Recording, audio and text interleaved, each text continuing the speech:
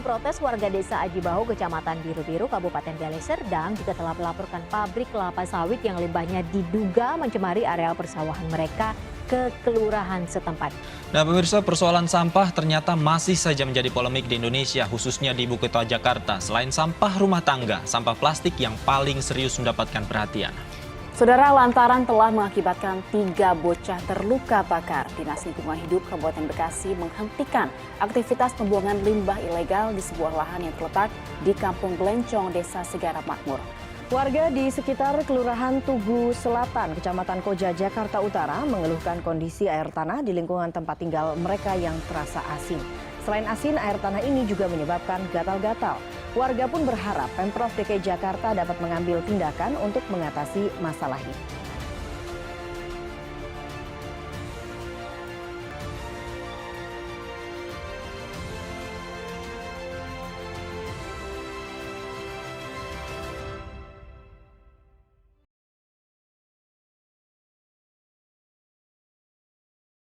Assalamualaikum warahmatullahi wabarakatuh.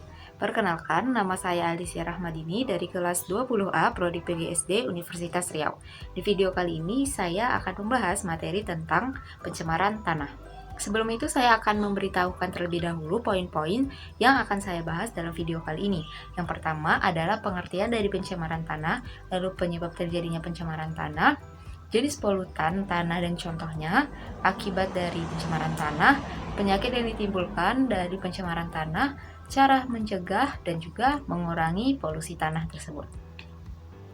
Selanjutnya, saya akan masuk ke materi yang pertama, yaitu pengertian dari pencemaran tanah. Tanah merupakan bagian penting dalam menunjang kehidupan makhluk hidup di muka bumi.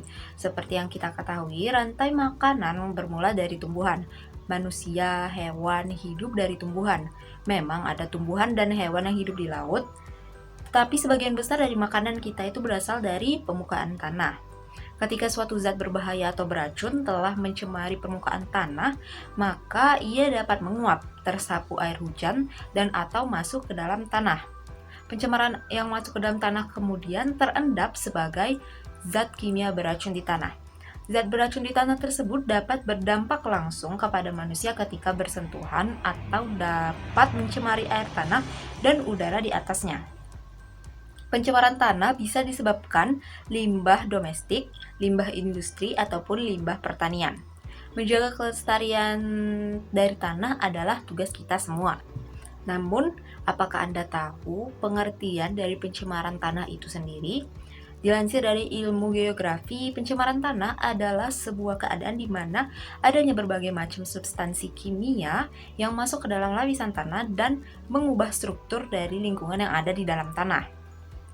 Polusi tanah merupakan pengendapan bahan limbah padat atau cair di permukaan atau bawah tanah dengan cara yang dapat mencemari tanah dan air tanah, mengancam kesehatan masyarakat, dan menyebabkan kondisi dan gangguan yang tidak sedap dipandang.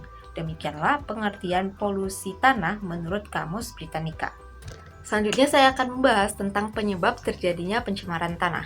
Dilansir dari Indonesian Public Health, tanah bisa dikategorikan subur apabila di dalamnya terdapat kandungan nutrisi yang cukup bagi tanaman ataupun mikroorganisme lainnya.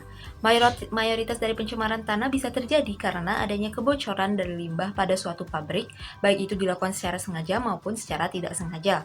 Untuk pencemaran yang secara disengaja, biasanya seseorang melakukannya dengan niat untuk membuka lahan baru dan akhirnya secara sengaja membuang limbah tersebut agar tanah menjadi kering dan lahan baru pun bisa dibuka. Secara lebih rinci, saya akan menyebutkan beberapa polutan yang mencemari tanah. Yang pertama ada polutan asing. Nah, polutan asing umumnya itu berasal dari hasil buangan pabrik, namun bukan seperti limbah, beracun yang pada umumnya. Polutan asing ini bisa berupa hasil buangan sampah plastik yang tidak bisa didaur ulang dan mengakibatkan kondisi tanah itu menjadi kering dan bisa rusak secara permanen karena sifatnya yang sulit terurai di tanah. Tidak hanya itu saja, polutan asing itu juga bisa berupa limbah seperti besi ataupun bahan logam lain yang ditimbun begitu saja dan tidak mengalami proses pengolahan terlebih dahulu. Tanpa adanya pengolahan tersebut, material berbahaya akan terus masuk ke dalam tanah dan akan merubah struktur tanah menjadi rusak dan tidak baik seperti sedia kala. Yang kedua adalah limbah pabrik. Seperti yang sudah dibahas di awal, limbah pabrik merupakan salah satu penyebab terbesar dari pencemaran tanah. Limbah yang paling cepat bisa masuk itu merusak struktur dan kondisi tanah. Yang paling cepat masuk dan merusak struktur tanah itu adalah limbah cair. Limbah cair bisa menjadi sangat berbahaya karena bisa mengalir masuk ke dalam tanah dan akan mengalir hingga ke permukaan bahkan sampai ke laut. Seseorang yang membersihkan badannya itu dengan air tanah yang sudah terkontaminasi dengan limbah cair ini bisa mengalami kerusakan dan gangguan pada kulitnya. Yang terlebih parah, jika limbah cair tersebut sampai ke dalam laut akan sangat mengganggu biota dalam laut dan merusak populasinya. Selanjutnya, faktor yang mempengaruhi pencemaran tanah itu penyebab terjadinya pencemaran tanah adalah penebangan hutan dan pohon. Hutan dan pohon akan berfungsi sebagai penyaring dan penetralisir air dari kondisi tanah yang asam. Apabila penebangan dilakukan secara terus-menerus, tanpa adanya penanaman ataupun pembukaan ruang hijau yang baru, maka akan berakibat fatal terhadap kondisi tanah di lingkungan tersebut. Tanah yang asam akan membunuh berbagai mikroorganisme baik dan membuatnya menjadi tidak layak untuk ditanam sama sekali. Lalu secara lebih rinci saya akan menjelaskan lagi jenis polutan tanah dan contohnya. Polusi tanah itu disebabkan oleh jenis polutan dan kontaminan. Polutan utama pencemaran adalah agen biologi dan beberapa aktivitas manusia. Kontaminan tanah adalah semua produk dari polutan tanah yang mencemari tanah. Aktivitas manusia yang mencemari tanah berkisar dari praktik pertanian yang menanam tanaman menggunakan bahan kimia, pestisida, hingga limbah perkotaan atau industri. Bisa pula berupa emisi radioaktif yang mencemari tanah dengan berbagai zat beracun. Yang pertama ada agen biologi. Agen biologi itu bekerja di dalam tanah untuk mengenalkan pupuk kandang dan mencerna lumpur berasal dari kotoran manusia, burung, dan hewan ke dalam tanah. Lalu ada praktik pertanian. Tanah tercemar sebagian besar akibat penggunaan pestisida, pupuk, herbisida, bumbu, kotoran, dan pupuk kandang. Lalu ada pola radioaktif, di mana zat radioaktif seperti radium, thorium, uranium, nitrogen, dan lain-lain dapat menyusup ke tanah dan menimbulkan efek beracun. Lalu limbah perkotaan. Limbah perkotaan itu terdiri misalnya limbah rumah tangga dan komersial, misalnya plastik dari barang-barang tertentu dan lainnya. Lalu ada limbah industri, baja, pestisida, tekstil, obat-obatan, kaca, semen, minyak bumi, dan lain-lain diproduksi oleh pabrik kertas, kilang minyak, pabrik gula, industri minyak bumi, dan lain-lain. Lalu contoh kontaminan tanah itu kan tadi polutan tanah, lalu ada contoh kontaminan tanah. Terdapat banyak macam polutan yang bisa meracuni tanah. Contoh polutan tanah yang paling umum dan bermasalah dapat ditemukan beberapa seperti lead atau PB, yaitu sumber potensial diantaranya cat timbal, pertambangan, aktivitas pengecoran, knalpot kendaraan, kegiatan konstruksi, kegiatan pertanian. Lalu ada merkuri, yaitu sumber potensial bisa berupa pertambangan, pembakaran batu bara, pengolahan alkali dan logam, limbah medis, akumulasi pada sayuran yang ditanam di tanah tercemar. Lalu ada arsenik, itu sumber potensial dapat berasal dari pertambangan, pembangkit listrik berbahan bakar batu bara, fasilitas kayu, industri elektronik, kegiatan pengecoran pertanian, dan lainnya. Lalu ada contoh lain, ada tembaga, itu dari pertambangan, pengecoran, konstruksi. Ada seng, sumber-sumber potensialnya itu dari pertambangan, pengecoran, dan konstruksi juga. Ada nikel, ada pals atau hidrokarbon poliaromatik. Nah, itu bersumber dari aktivitas pembakaran batu bara, emisi kendaraan, akumulasi pada tanah dan sayuran yang ditanam di tanah tercemar, asap rokok, dan lainnya. Lalu ada pastinya insektisida atau pestisida kimia. Itu kalau digunakan pada tumbuhan dan pastinya akan juga mencemari tanah. Semua tanah tercemar atau tidak tercemar mengandung berbagai senyawa atau kontaminan yang secara alami ada. Kontaminan tersebut meliputi logam, ion anorganik, dan garam, misalnya fosfat, karbonat, sulfat, nitrat, dan banyak senyawa organik seperti lipid, protein, DNA, asam lemak, hidrokarbon, pH, alkohol, dan lain-lain. Senyawa ini terutama terbentuk melalui aktivitas mikroba tanah dan dekomposisi organisme, misalnya tumbuhan dan hewan. Jadi bila jumlah kontaminan ataupun polutan tanah tadi itu melebihi tingkat alami yang sudah ada di tanah, itu akan pastinya menjadi polusi bagi tanah dan mencemari tanah itu sendiri.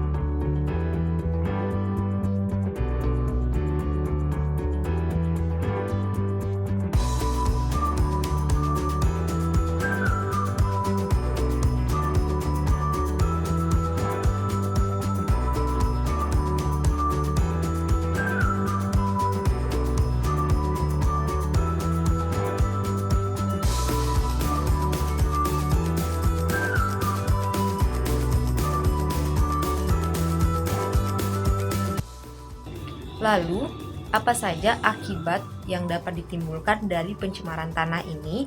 Tanah yang tercemar dengan parah akan membawa akibat yang sangat berbahaya bagi manusia. Salah satu efek yang paling bisa dilihat dan dirasakan adalah berkurangnya sumber air bersih. Dan semakin banyak mata air yang akan tercemar dari tanah yang rusak ini. Karena kita sudah tahu tadi bahwa pencemaran tanah ini kebanyakan dari bahan kimia, yang bahan kimia ini mengendap ke tanah lalu mencemari air tanah, sehingga air tanah itu biasanya digunakan oleh orang-orang untuk memenuhi kebutuhannya dalam penggunaan air yang sangat penting. Tentu ini sangat berbahaya bagi makhluk hidup, baik itu manusia, hewan, dan tumbuhan itu sendiri. Jika kita mengonsumsi air yang sudah tercemar dan terpapar oleh zat kimia berbahaya, maka tubuh akan menimbun banyak zat yang bisa membuat seseorang itu menjadi sakit, tidak hanya jangka pendek, tapi juga jangka panjang.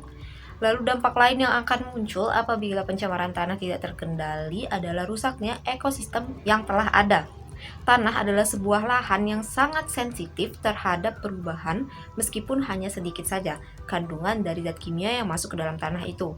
Dengan masuknya zat kimia ke dalam tanah, otomatis akan membuat perubahan dan merusak rantai makanan yang ada. Dengan rusaknya rantai makanan dan hilangnya zat yang positif yang ada di tanah, tentu akan membuat kondisi pepohonan dan vegetasi menjadi rusak.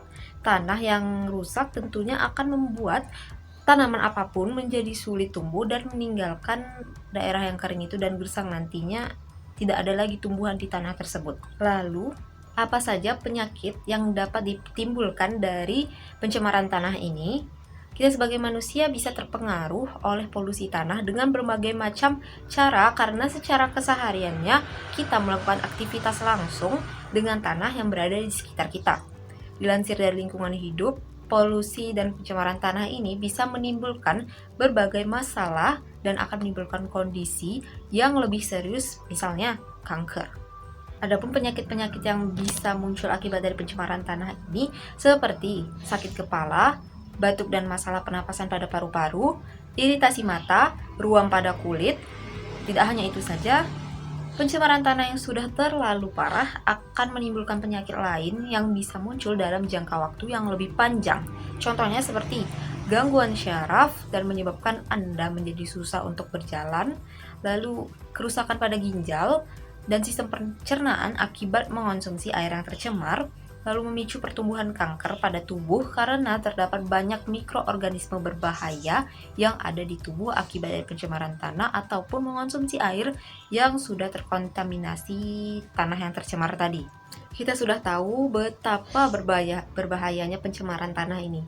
Maka dari itu, kita harus mulai melaksanakan cara pencegahan dan juga mengurangi polusi tanah dimulai dari di sekitaran lingkungan rumah dan tempat tinggal kita.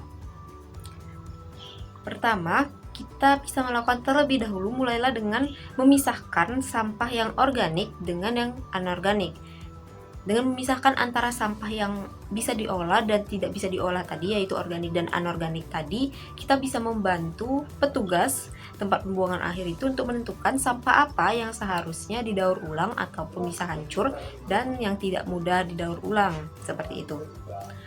Sehingga mereka pun nanti bisa tahu langkah apa yang bisa mereka lakukan dari sampah-sampah ini. Lalu, sampah yang tidak bisa diolah sebaiknya, misalnya plastik itu yang tidak mudah terurai, kita bisa potong-potong menjadi bagian yang kecil agar mempermudah petugas pembuangan akhir untuk memilahnya. Lalu, cara berikutnya bisa kita lakukan adalah dengan tidak membuang deterjen secara sembarangan ke dalam tanah. Kita buang langsung deterjen ke dalam tanah itu tidak boleh. Deterjen itu kan memiliki sifat yang panas dan beracun dan dia mengandung zat kimia juga yang tentu saja bisa merusak struktur tanah apabila dibuang secara sembarangan. Dan juga jangan pernah membakar sampah yang tidak bisa didaur ulang, misalnya plastik ataupun bahan-bahan yang terbuat dari plastik ataupun lainnya yang tidak bisa didaur ulang karena akan menimbulkan polusi udara yang lebih berbahaya bagi kesehatan. Untuk mengurangi polusi tanah tadi, kita juga bisa ikut berperan langsung seperti dengan mulai menanam berbagai tanaman pada halaman rumah, lalu juga dengan menanam berbagai jenis tanaman yang berbeda akan memicu kesuburan tanah kembali.